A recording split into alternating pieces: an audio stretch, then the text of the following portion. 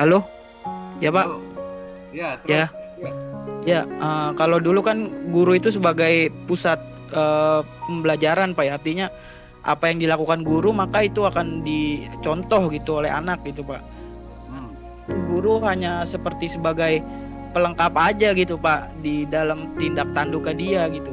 Bahkan kadang-kadang anak ini memang mencari-cari pembenaran dan mengatakan bahwasannya, oh guru juga kayak gini nggak apa-apa kok gitu kan. Guru juga saya lihat kayak gini nggak apa-apa gitu, kayak semacam apa ya, mencari kesalahan gitu atau pembenaran dari apa yang pengen dia lakukan gitu sebetulnya. Artinya bukan pure lagi dia mencontoh tindak tanduknya kayak gitu. Apalagi kalau anaknya itu udah setingkat SMK, Pak ya. Kalau sekarang kan emang betul-betul SMK gitu. Ya. Nah, jadi emang udah apa, kalau untuk pengawasan secara tata krama ya, atau pendidikan moral itu, suri tauladan itu emang agak susah gitu Pak, karena anak itu mayoritas waktunya itu kan dia lebih banyak di luar sekolah gitu, paling sekolahnya 8 jam gitu kan. Kita juga nggak bisa mengawasi terlalu jauh gitu, maka itu peran dari orang tua juga gitu Pak. Tapi kalau di sekolah memang anak itu ada juga Pak, kasus ada di sekolah saya juga anak yang sebetulnya baik-baik aja di sekolahnya. Kebanyakan kan perempuan, kalau saya kan SMK Pak. Itu kalau di kelas itu anak itu pendiam gitu Pak, bahkan cenderung pinter lah gitu, otaknya ada gitu Pak. Cuma kenapa yang rata-rata anak yang pendiam itu dia kalau di rumah udah kasusnya, sekalinya dapat kasus itu pasti langsung dikeluarin Pak gitu. Dan itu yang paling banyak perempuan gitu di sekolah saya kasusnya. Ya misalnya kasus hamil di luar nikah gitu kan, terus kasus foto atau video ininya dia gitu, itu apa yang saya kadang nggak habis pikir gitu. Jadi dia bisa berpura-pura baik atau bisa mengganti mengganti karakternya dia kalau di sekolah gitu Pak. Udah profesional Pak anak sekarang itu bermain di mana. Jadi kita juga mau gitu, mau melihat, memberikan suri tauladan juga, anak ini udah kayak ya kayak gitu Pak. Terima kasih. Assalamualaikum warahmatullahi wabarakatuh. Oke, terima kasih. Oke, sekarang saya tanya ke Pak Hardi Narawi. Pak Hardi ada? Pak Hardi? Ada? Pak. Oke, tolong saya minta pendapat Pak Hardi. Halo Pak. Di dalam sekolah itu yang di dalam murid di sekolah itu kan ada Islam, ada Kristen, ada apa dan sebagainya. Nah, dalam pemberian masalah agama itu, terutama yang Islam sudah jelas. Tapi yang orang Kristen, yang Buddha itu gimana caranya? Memberi nama agamanya. Gimana, Pak Ardi? Kalau Muslim itu jelas ada gurunya, ada apa. Enggak. Tapi kalau yang non-Muslim, Pak. Dibuka Pak, di mute, di unmute Pak.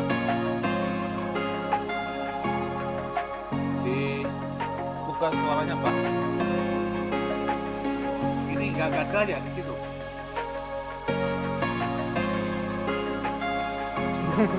Ini Pak Hardi kayaknya nggak dengar deh Pak. Ya. Pak Hardi masih di mute gitu Kak. Masih di mute Pak. Dibuka Pak. Enggak, sekarang enggak. Enggak belum. Tidak bermasalah kayaknya Pak. Ganti yang lain. Sedang bermasalah. Suara Bapak dengar? Dengar Pak. Dengar. Pak Suhardinya nggak ada. Nah, Bisa. Pak Hardi. Ya. Kedengeran. Kedengaran. Dengaran Oke. Pak. Baik. Iya, saya juga bukan guru agama, yang artinya memang mempraktekkan ajaran-ajaran agama di sekolahan kepada siswa gitu ya. Cuman dari pengalaman sebagai siswa itu yang saya dapatkan dulu waktu masih sekolah, ya memang ya kan kita hidup di masyarakat yang memang sangat heterogen gitu ya Pak ya. Bukan hanya Islam aja gitu kan, dalam satu sekolahan yang jelas dua agama terbesar tuh ada gitu kan, Islam dan Kristen gitu. Nah, kemudian di samping itu ada kawan-kawan kita yang juga Chinese gitu, punya agama yang lain lagi gitu. Jadi paling tidak di situ ada 3 atau 4 agama gitu dalam kelas gitu, dalam sekolahan. Ya, pertama memang ini yang saya alami apa ya di sekolahan kami dulu waktu masih sekolah.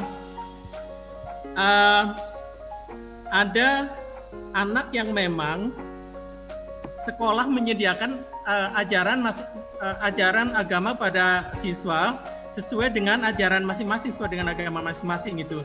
Jadi ada yang belajar agamanya mereka sendiri, yang Kristen berkumpul dengan sesama kawan-kawan yang Kristen gitu ya. Kemudian ada juga yang agama lain juga berkumpul dengan sesama yang agama lain gitu. Tapi ada juga yang di luar Islam, karena Islam di dalam kelas itu mayoritas di dalam sekolahan, sehingga yang diajarkan di kelas adalah memang agama Islam gitu ya.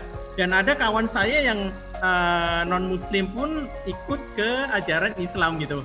Yang entah dia mendalami atau tidak, entah dia menghayati atau tidak, tapi ilmunya dia serap gitu. Islam, ajaran Islam seperti apa dia serap gitu. Kemudian ketika ujian pun dia menjawab gitu kan, soal-soal yang berkaitan dengan agama Islam. Nah, itu prakteknya. Nah, kemudian kami sendiri sebagai siswa di sekolahan juga diajarkan tuh toleransi gitu. Artinya bahwa kita tidak hidup sendiri gitu. Yang jelas memang kami mayoritas gitu kan, Islam gitu mayoritas di sekolahan, tapi ada kawan kita yang juga beragama yang berbeda dengan kami, dan prinsipnya adalah kita harus saling menghormati gitu. Apa yang mereka lakukan ya silakan mereka lakukan sesuai dengan keyakinan mereka masing-masing. Apa yang kami lakukan ya kami lakukan sesuai dengan keyakinan kami gitu, dan kita tidak saling mengganggu. Nah, seperti itu Pak, yang pernah saya alami di sekolahan. Ya. Terima kasih Pak. Oke, terima kasih. Ini masalah juga, misalnya ya, ada orang tadi yang agama Kristen, pas agama Islam ada dia dengerin. Nah itu apa orang tuanya nggak komplain? Nah, itu loh yang bikin masalah itu. Ya. Sekarang gini, kalau di lembaga saya ya, itu SMK Mitra Bakti, saya sekolah-sekolah umum, memang di situ mayoritas Muslim. Tapi ada juga yang Kristen, yang Hindu juga ada dan sebagainya. Nah, terus pada waktu pelajaran agama Islam, itu anak itu ya kami persilakan mau di luar atau gimana, tapi banyak kan dia keluar, nggak dengerin agama Islam itu. Cuma bagaimana caranya supaya untuk menilai nanti, nilai UTS, OS-nya, itu kami serahkan suruh ke gereja, ke pendeta, gimana, ada kasih formulir, suruh nilai. Itu caranya kalau di lembaga Bapak. Itu karena cuma satu orang Kristen yang ngajar, nanti gurunya kan lumayan ini biaya operasionalnya. Kan begitu. Makanya saya serahkan aja ke gereja, hubungi pendeta ini, saya kasih formulir supaya itu dinilai untuk UAS-nya, untuk UTS-nya dan sebagainya gitu. Itu kira-kira ini. Mungkin ada yang lain yang punya pendapat lain, silakan. Silakan Mbak Adi.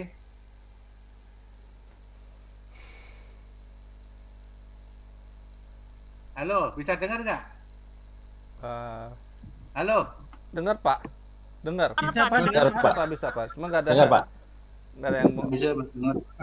Ya, mungkin ada pendapat lain bagaimana misalnya di kelas itu ada di luar Islam ada, misalnya Kristen tapi hanya 2 orang, Katolik atau Buddha hanya 1 orang, itu gimana sistem pendidikan agamanya itu loh? Boleh saya tambahkan Pak? Ya. Silakan. Terima kasih mengenai siswa yang beragama lain di satu sekolah ataupun satu kelas.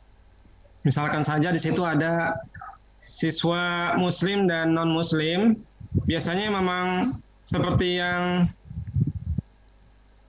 Bapak sampaikan bahwa sekolah memberikan keleluasaan baik kepada siswa maupun orang tua, yaitu untuk mereka biasanya memperoleh nilai dari tempat rumah ibadah mereka masing-masing. Kemudian ada juga kalau di sekolah kami itu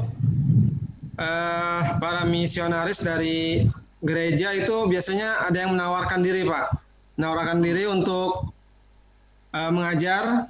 Jadi mereka menawarkan diri dan kita hanya mempersiapkan lokasi, kelas, dan siswanya. Biasanya mereka datang seminggu sekali dan itu free. Sekolah tidak mengeluarkan biaya apapun, jadi mereka sendiri yang datang ke sekolah dan menawarkan diri. Kemudian untuk yang agama Kristen, untuk yang lainnya biasanya mereka langsung dari tempat ibadahnya, Pak. Tempat mungkin ada sekolah Minggu dan sekolah Sabtu dan sebagainya. Jadi biasanya sekolah menyerahkan kepada mereka, kemudian anak-anak itu ikut ujian dan lembar jawaban beserta nilainya diserahkan ke sekolah. Seperti itu Pak teknisnya. Oh gitu ya. Jadi diserahkan ke gereja, diserahkan kemana gitu ya? Ya, karena memang muridnya kan sedikit. Kalau misalkan muridnya banyak, kadang mereka hadir ke sekolah untuk pihak gerejanya untuk mengajarkan pendidikan agama merekanya. Seperti saya punya lembaga itu yang Kristen 2 orang. Ada yang Hindu 1 orang. Itu gimana ini? Saya mau guru nanti biaya operasionalnya gimana? Kan serba repot. Makanya saya hubungin itu gereja tolong ini anak ini 2 orang ini Kristen, tolong nanti dinilai UTS saya kasih formulir begitu caranya saya. Saya betul. Terus manggil guru hanya muridnya 2 gitu. Itu kira-kira. Makanya banyak pengalaman lah di sini itu macam-macam gitu. Lanjutnya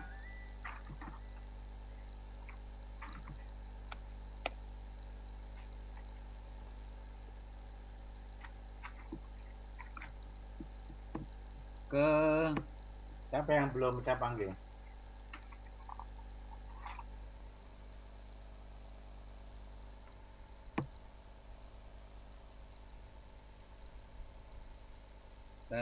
Pak Faisal Ramadhani sudah? Udah Pak, udah. Udah. Yang belum aja, kasihan yang belum. Jajang Sutardi. Jajang udah? Belum. Ada Jajang sakit, Pak. Pak Jajang sakit.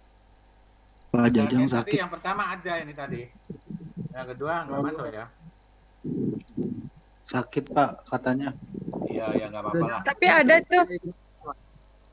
Mungkin lagi dengerin kali Pak. Ada. Ya kalau nggak apa-apa kalau sakit nggak masalah, jangan dipaksa. Kalau Pak Dwi belum, Pak Dwi. Oh iya, saya belum. siapa? Pak Dwi Widodo. Saya Pak Dwi Widodo, Pak. Pak Dwi Widodo. Oke, Pak Dwi. Oke, Pak. Nah, saya minta pendapat Pak Dwi ini. Bagaimana? Saya juga belum, Pak. Ya. Kenapa? Saya Oke, juga Pak belum. Dwi ya. Tolong Ya, Pak. pendapat saudara gimana kalau masalah agama berbeda, pengeterapan di dalam rumah tangga, terutama dari pihak suami istri tadi berbeda agama. Itu bagaimana? Apa itu memberikan contoh atau toleransi atau gimana kepada anak itu gimana caranya? Coba pendapat Pak Dwi gimana? Baik, Pak. Rumit juga, Pak. Iya, Bang rumit itu. Untuk pada dasarnya sih, Pak, untuk kasarnya suami istri yang berbeda agama mungkin tidak masalah, Pak, ya, karena semua agama intinya kan mengajarkan kebaikan. Ini tinggal kembali ke kesepakatan lah mungkin, dan ini akan sangat berpengaruh nanti ke anak untuk kedepannya ini masalahnya ini, Pak. Nah, ini karena nanti anak entah ikut siapa, ikut bapak atau ikut ibu, tapi mungkin kalau menurut saya biarlah nanti anak itu kita diberi kebebasan selama kita memberikan contoh dari agama kita masing-masing yang terbaik. Dalam arti kata, kita memberikan atau mendidik anak yang baik sesuai dengan ajaran yang berbeda tadi, Pak. Nanti biar nanti si anak yang memilah-milih sendiri, dia cenderung kemana, dan mungkin nanti dia juga akan melihat dari lingkungan sekitarnya atau mungkin dari banyak orang yang mungkin nanti si anak temui, nanti mungkin dia dari situ akan bisa cenderung ikut si A atau ikut si B. Jadi kalau menurut saya biar saja orang tua tetap memberikan pendidikan yang terbaik menurut agamanya dan budayanya masing-masing, Pak. Itu aja, Pak. Nanti biar hasil akhir anak sendiri yang menentukan nanti. Nah, contohnya Pak, misalnya Pak? orang tuanya kan Islam, istrinya Kristen. Jadi orang tuanya itu mau ke masjid sembahyang. Itu gimana ngajak anak itu apa terserah atau bagaimana atau gimana caranya?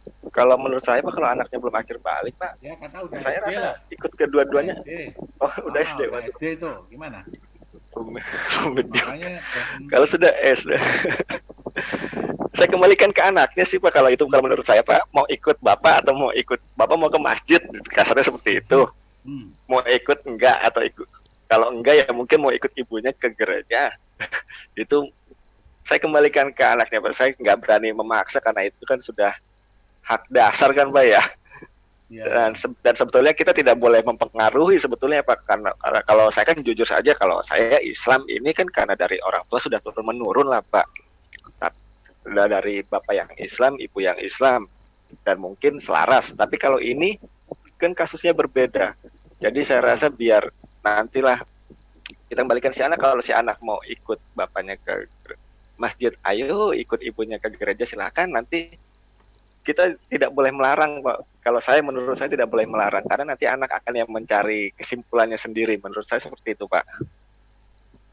Nah, hukum alam lah Pak nanti yang berjalan itu. Iya, tapi gini, sebagai orang tua mestinya harus mengarahkan. Iya Kak. Kalau saya tetap mengarahkannya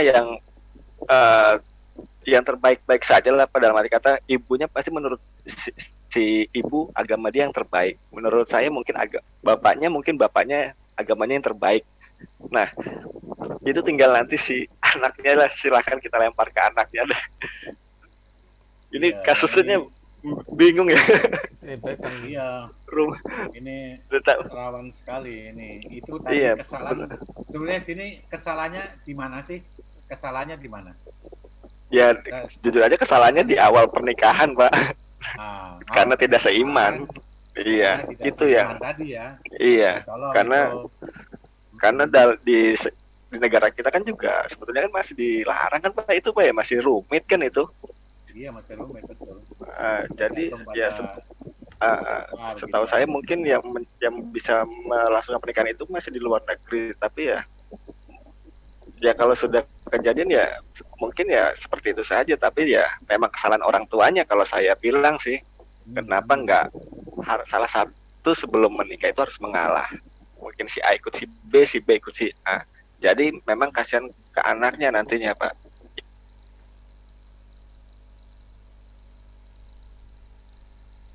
Yaitu sebagai katalah peringatan kepada teman-teman yang belum nikah ya. Ada yang belum nikah nih banyak. Saya Pak. Saya belum Pak. Banyak ya. Halo. Belum nikah, tolong ya tadi. Ibu Lala, Ibu tolong kalau nikah itu yang seiman dulu. Seiman ya. Jangan sampai nanti bikin masalah di belakangnya. Gitu. Iya. Ya, jadi terutama seiman apa. Dan kalau saat ini ada yang belum nikah masih banyak nggak Pak Suhardi? Pak Suhardi suruh ngitung. Ya, Pak Andi kan sebagai ketua kelas minimal kan. Pak, absen itu saya belum nikah Pak. Pak Suhardi saya absen. Pak Suhardi. Yang jomblo, yang jomblo ngaku jomblo. Kali aja ada yang cakep gitu. Ya, ini aja saya kasih ini semacam saran bagi yang masih jomblo. Ini kan kesempatan saudara kuliah di Unindra ya. Minimal kan bisa saling mengenal, saling apa. Ya tolonglah, jangan sampai larut-larut. Karena laki-laki tolong standar nikah itu 25-30 tahun. Perempuan itu 20-25 tahun itu standar. Kenapa? Karena kalau nikah laki-laki lebih dari umur 30 tahun, kasihan nanti begitu pensiun anaknya masih kecil-kecil. Itu kira-kira itu aja. Nah, Jadi tergantung ada juga sih Pak. Tergantung Iya, Pak. itu jadi makanya harus kalau yang lebih dari 30 laki-laki tolong cepet-cepet deh. Cari banyak di Unindra kan banyak itu. Teman-teman kerja juga banyak. Nah, oke. Mungkin tambahan sedikit lagi ya. Jadi misalnya pengalaman Bapak ada apa itu anak teman saya itu di PNS karena masalah tadi kurang toleransi terhadap agama dan dia selalu akidahnya di apa itu dipegang. Seperti tadi ada akidah yang nggak boleh dua kunut, akidah nggak boleh selamatan apa dan sebagainya. Itu kalau dipegang, pada waktu anak teman saya itu ditugaskan di suatu daerah, di mana di daerah itu benar-benar orang Nadiyin ya. Tahu, orang Nadiyin itu orang yang senang selamatan, senang tahlilan, senang apa dan sebagainya. Nah, si CPNS itu ngomong, wah ini nggak boleh, nggak boleh. Akhirnya apa? Dia dengan masyarakat itu dikomplain. Akhirnya karena saking keselnya masyarakat itu, CPNS itu disuruh pulang, diusir, suruh kembali, jangan ngajar di sini, di sana pulang kembali karantina. Itu contoh-contoh ya, jangan sampai kejadian hal itu. Makanya tolong toleransi, jangan saudara terlalu fanatik terhadap agama. Di dalam Muslim itu Islam sendiri juga banyak sekali yang fanatik itu juga banyak. Ya, contoh seperti Rizik dan sebagainya sekarang ini itu, waduh, orang terlalu fanatik semua. Ya, mudah-mudahan aja tidak begitulah. Gitu. Oke Pak Ardi, sekarang waktu tinggal ini, silakan mungkin Pak Ardi ada mungkin informasi ke teman-teman. Silakan. Dibuka Pak. Silakan. Cukup Pak, nggak ada Pak. Oh cukup. Ya. Ada. Jadi tolong disampaikan ke teman-teman bahwa apa itu tugas individu harus dikirim ke Pak Swadi semua, terserah mau pakai apa. Nanti Pak Swadi dikumpulin, dicatat, baru dibawa ke Bapak ya tadi. Iya, oke Pak. Ya itu kira-kira itu aja. Gitu. Mungkin ada yang bertanya? Silakan. Pak, saya mau Pak. Ya. Siapa ini? Rahma. Ya Pak, saya Rahma Iya. Manur Hidayati. Ya, oke, silakan. Iya Pak, jadi gini. Saya itu kan keluarga saya termasuk keluarga fanatik agama, Pak. Nah, sampai di mana ada orang luar Islam ya seperti Hindu, Buddha, Kristen memberikan makanan tuh nggak diterima gitu, Pak. Nah, saya ingin memberitahu ibu saya juga bingung. Menurut Bapak bagaimana, Pak? Apa yang harus saya lakukan, Pak? Nah, gini ya. Kita hidup ini, kita ada hablum minallah, hablum minannas. Hubungan dengan Tuhan itu sembahyang apa dan sebagainya. Ya Pak, tapi kalau makanannya mengandung ada babinya kan hubungan juga, minannas itu gini. Jadi gini, kan situ bisa lihat makanannya atau dan sebagainya, informasi dan sebagainya. Masa sama-sama tetangga. Ada teman saya kemarin di tangga di Duren Jaya sana, itu sebelahnya itu orang fanatik agama sekali. Itu diajak selamatan tahlilan. Iya Pak. Itu berkatnya itu dibuang ke sampah. Kan sayang itu. Mau ya dikasihkan yang lain, kalau nggak mau jangan dibuang. Fanatiknya keterlaluan. Menganggap agama dia itu apa itu ya Islam sama Islam juga. Betul Pak. Betul. Ini. Betul, Itu nggak Pak. boleh dong. Mendingan kasihkan teman itu daripada dibuang. Benar. Ya. Iya. Kadang nggak boleh apa itu, ya Allah, kadang-kadang nggak habis pikir itu orang yang punya terlalu fanatik, ya. Makanya nanti Pak. kalau itu terlalu fanatik, makanya kasih tahu, Pak, kita punya hablum minallah, hablum minannas. Kita saling menghargai, toleransi agama. Sedangkan di Indonesia itu ada 5 agama yang disahkan, direstui oleh pemerintah. Kita saling menghargai, nggak boleh pemerintah aja menghargai, ya. Jadi kita ittaqullah wa atiqur rasul wa kuli amri minkum. Taat kepada Tuhan, taat kepada Rasul, taat kepada pemerintah. Wa kuli amri minkum, harus ada itu, nggak boleh hanya Allah dan Rasul aja. Dia kan di mana hidupnya? Di pemerintahan, dia ikut tunduk pemerintahan, jangan semuanya sendiri. Ya kan hablum minannas siapa ya? Iya, Pak. Iya, dia hablum minannas. Itu toleransi agama itu hablum minannas. Itu aja. Bukan kita percaya sama ajaran dia, tidak.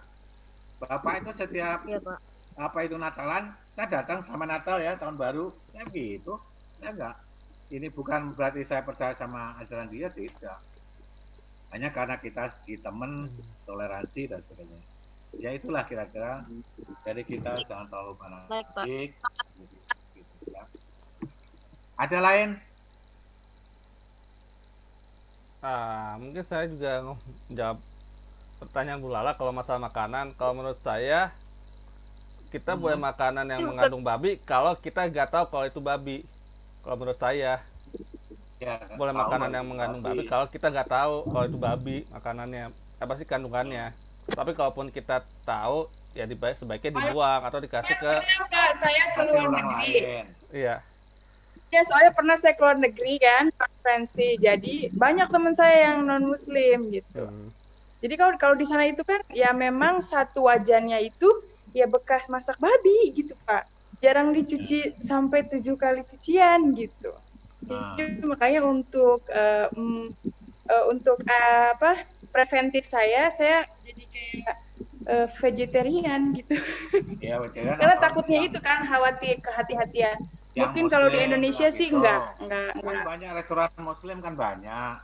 Itu di sana kan. Jarang, Pak, apalagi di Korea cuma 1% muslimnya, rata-rata mereka komunis. Ya, vegetarian lah. Ya, nggak tahu aja lah, Bu. Kalau menurut saya nggak tahu aja. Soalnya kalau tahu ya, kira juga kalau misalnya kelaparan ya sayang juga, Bu.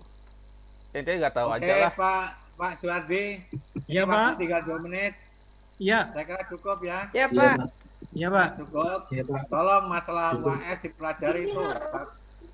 Bab berapa itu? 6 sampai terakhir. 6 sampai 10. Ya, dibaca kalau mau ya. Silakan. Ya. Oke. Pak Adi, saya kira cukup sekian dulu dan terima kasih. Mohon maaf bila ada suatu kesalahan Bapak selama bulan ini. Ya, Pak. Baik, Pak. Assalamualaikum warahmatullahi wabarakatuh. Waalaikumsalam warahmatullahi wabarakatuh. Waalaikumsalam warahmatullahi wabarakatuh.